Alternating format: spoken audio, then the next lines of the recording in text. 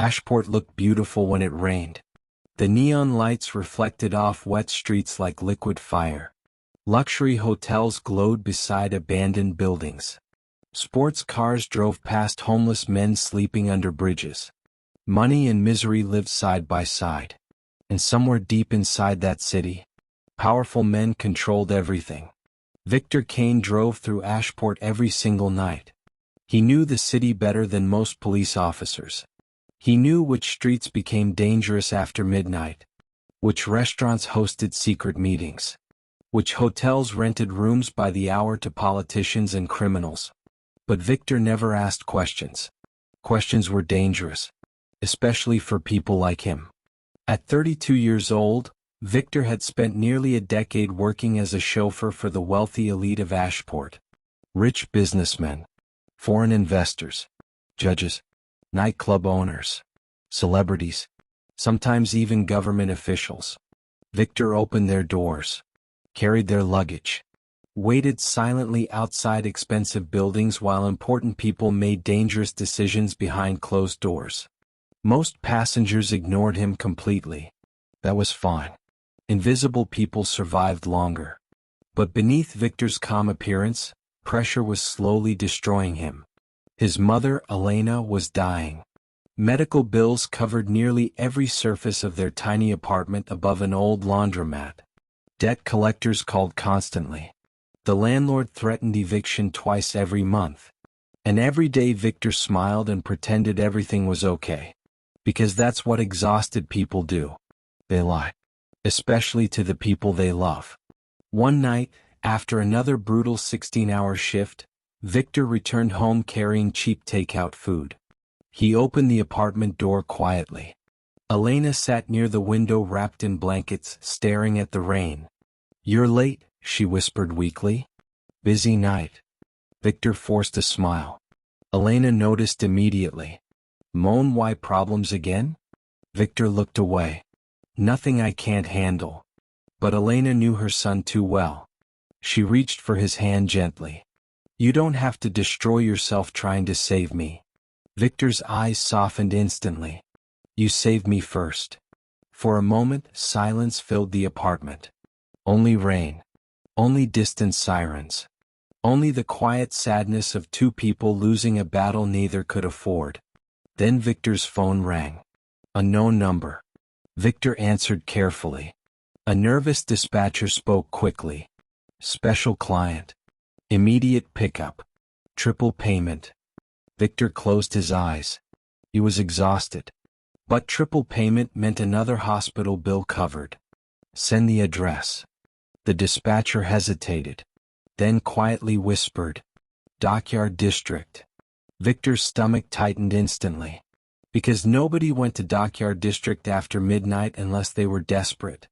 Or dangerous. Rain hammered the city as Victor drove toward the industrial district. The deeper he entered the docks, the emptier the streets became. Streetlights flickered weakly. Rust-covered abandoned shipping containers. Fog drifted across the harbor like smoke from another world. Victor checked the address again. Warehouse 47. Even the building looked dangerous. Then he saw them. 3 men standing beneath a broken floodlight. One carried a shotgun. Another held his bleeding side while leaning against a wall. And the third man stood perfectly still wearing a long black coat and silver serpent ring. Victor recognized that symbol immediately. The Serpents. One of the deadliest criminal organizations in the country. The passenger door opened. The man in the black coat entered calmly. "Drive." Victor gripped the wheel tighter. "Where to?" "Keep moving." The bleeding man collapsed into the back seat while the shotgun guard constantly checked the mirrors. Nobody spoke. The tension inside the car felt suffocating. Then suddenly, headlights exploded behind them. 3 black SUVs emerged from the darkness. Gunfire erupted instantly. Bullets shattered Victor's rear windshield. Glass exploded across the car. The bleeding passenger screamed. "Move!" Victor slammed the accelerator. Tires screeched violently as the sedan launched through the rain-soaked streets. Gunshots echoed everywhere. Victor's heart nearly burst from panic. He had never been chased before. Never been shot at. Never driven armed criminals through a war zone. But fear sharpened his instincts. Victor swerved through traffic. Cut across intersections. Drove the wrong way down narrow streets. One SUV gained beside them. The shotgun guard leaned out the window and opened fire. The SUV crashed into a divider and flipped violently. But two more remained. Victor's breathing became heavier. His hands trembled against the steering wheel. Then he noticed something ahead. A freight train crossing slowly over old tracks. An impossible gap barely wide enough for a car. Victor made a decision. He accelerated harder. The passengers shouted in panic. Victor ignored them. The sedan shot forward directly toward the moving train. At the last second, Victor slid beneath the crossing barrier and barely crossed before the train blocked the road completely. The pursuing SUVs slammed their brakes violently. Too late. Victor had escaped. Silence filled the car. Only breathing. Only rain. Then the man with the silver ring slowly smiled. "What's your name?" "Victor." The man extended his hand calmly. "Marcus Varela." Victor's blood turned cold. Because everybody in Ashport knew that name. Marcus Varela wasn't just a criminal. He was power itself. And Victor had just saved his life. Marcus owned one of the most luxurious nightclubs in Ashport. From the outside, Eclipse looked like a celebrity paradise filled with music, models, and millionaires. But beneath the nightclub existed another world entirely. Secret gambling rooms. Underground offices. Private meeting chambers. Illegal vaults. Weapons. Fear. Victor entered carefully while armed guards watched every movement. Marcus led him upstairs into a private office overlooking the dance floor. The city's elite partied below while criminals discussed murder above them. Marcus poured 2 glasses of whiskey. Victor refused his drink politely. Marcus noticed. "You don't drink?" "Not while driving." Marcus laughed quietly. Disciplined. Victor remained silent. Marcus studied him carefully for several moments. "You know who I am?" "Yes." "And yet you still drove into gunfire tonight." Victor answered honestly. "I needed the money." Marcus smiled again. "Honest too. Rare." Then Marcus opened a drawer and tossed Victor an envelope. Victor stared in disbelief. $100,000. His breathing stopped. "That's impossible." "No," Marcus replied calmly. "It's gratitude." Victor knew accepting the money was dangerous. But he also thought about hospital machines. Unpaid bills. His mother struggling to breathe at night. So he accepted. That single decision changed his life forever. Because the moment Victor took Marcus's money, he stopped being ordinary. Over the next several weeks, Marcus continued contacting Victor. At first the job seemed harmless. Drive here. Pick someone up. Deliver a package. Wait outside meetings. No questions. Huge payments. Victor convinced himself it wasn't permanent. Just temporary. Just until his mother recovered. But crime works like quicksand. The deeper you step in, the harder escape becomes. Soon Victor noticed strange things. Men entering cars covered in blood. Politicians secretly visiting Marcus at midnight. Police officers accepting envelopes. Judges leaving expensive hotels with bodyguards. Ashport's entire system was rotten. And Marcus sat near the center of it all. Then came the night everything truly changed. Marcus handed Victor a locked metal case. "Deliver this personally." "What's inside?" Marcus stared at him coldly. "The less you know, the longer you live." Victor drove toward Warehouse 19 near the harbor. 2 armed guards accompanied him. The city felt wrong that night. Too quiet. Too empty. Victor sensed danger long before they arrived. The warehouse doors stood open. Lights flickered inside. Bodies covered the floor. Execution style. Fresh blood everywhere. Victor froze in horror. Then darkness consumed the warehouse. Gunfire exploded instantly. Men screamed. Bullets tore through crates and concrete. Victor dove behind cover while chaos swallowed the building. One guard died instantly. The second shoved a pistol into Victor's shaking hands. Fight. Victor had never held a gun before. Then footsteps approached. A masked attacker appeared through the smoke. Victor pulled the trigger blindly. The man collapsed. Silence followed. Victor stared at the body in complete shock. His hands trembled violently. Because in that moment, Victor Kane crossed a line he could never uncross. And somewhere deep inside him, something changed forever. The killing haunted Victor for weeks. He stopped sleeping properly. Nightmares consumed him. Every loud sound triggered panic. But Marcus noticed something surprising. Victor adapted quickly. Very quickly. Most people collapsed under pressure. Victor became sharper. More observant. More calculating. He remembered faces, schedules, routes, habits, weaknesses. He could predict danger before it arrived. One evening Marcus asked, "How did you know those men were waiting for us at the docks?" Victor shrugged. They looked nervous. Marcus leaned closer. "Most people don't notice nervous people." Victor answered quietly. "That's because most people never pay attention to invisible men."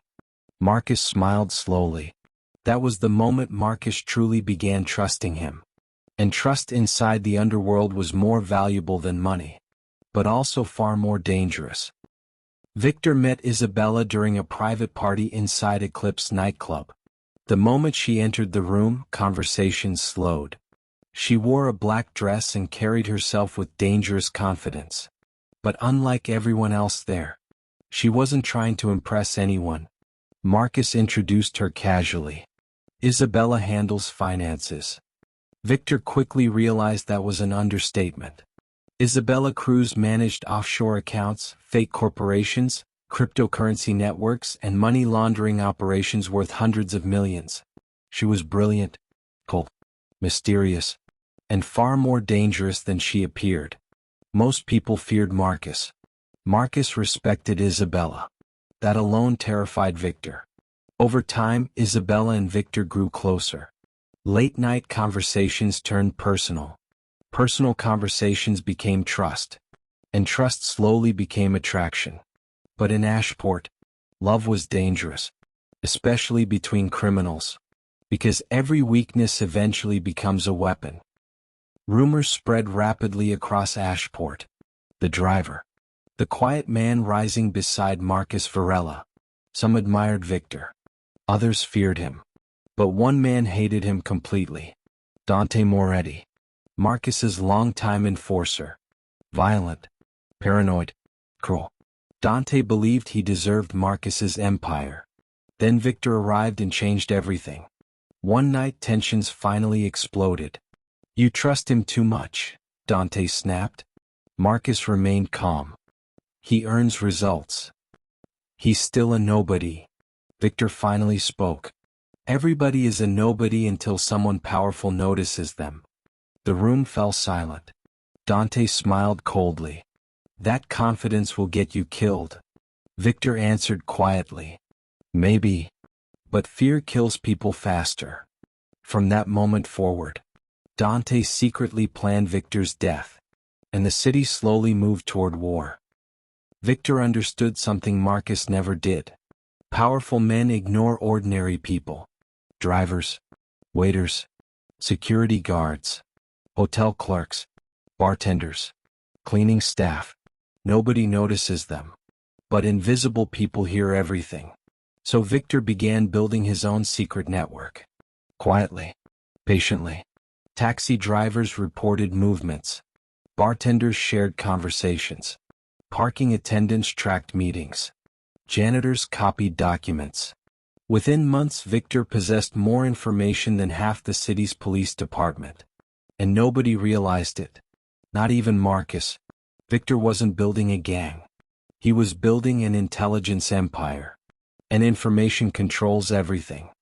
One rainy night, Victor returned home and sensed danger instantly. The apartment door stood slightly open. Victor drew his weapon carefully. Inside, Elena sat terrified while armed men searched the apartment. Dante sat calmly drinking coffee. Victor's rage exploded instantly. "You brought criminals into my mother's home?" Dante smiled. "You brought criminals into her life." Victor nearly shot him.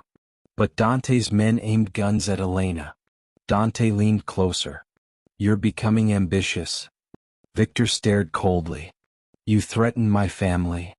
Dante's smile vanished. "No, Victor. I warned you."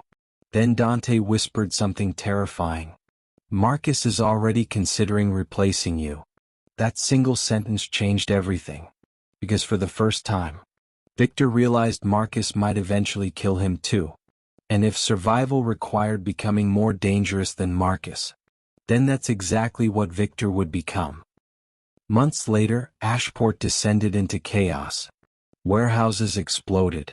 Drug shipments disappeared. Police raids struck hidden locations. Captains betrayed captains. Bodies appeared nightly across the city. The underworld was collapsing. And at the center of everything stood Victor Kane, the former driver, the invisible man, the accidental kingpin. Marcus finally confronted him inside Eclipse nightclub after closing hours. "You built this against me?" Victor answered calmly. "You taught me how." Marcus's eyes darkened. "I made you." Victor stepped closer. "No. You noticed me." Silence filled the room. Then Marcus quietly whispered, "That was my mistake." Hours later, gunfire erupted across Ashport. The war had officially begun, and by sunrise, the city would belong to only one king. But just when Victor believed victory was finally within reach, his phone rang. A known number. Victor answered carefully. A familiar voice whispered through static. "You really thought you won?" Victor froze. "Marcus, alive." Then Victor heard crying. His mother. Marcus laughed softly. "You built an empire, driver. But kings always lose something." The line disconnected. At that exact moment, another phone rang beside him. Victor answered instantly. A terrified voice screamed, "Victor, Isabella betrayed us." Gunshots exploded through the call. The line died. Victor slowly looked out over the burning city skyline. His enemies were alive. His empire was under attack. And the woman he trusted most might have destroyed everything. The war was far from over. In fact, it had only just begun. What do you think happened next? Did Isabella truly betray Victor? Was Marcus secretly controlling the war from the shadows? Would Victor save his mother? Or would the invisible driver lose everything he fought to build? Comment your theories below. And don't forget to subscribe for more long cinematic mafia stories, suspense thrillers, and unforgettable underworld adventures.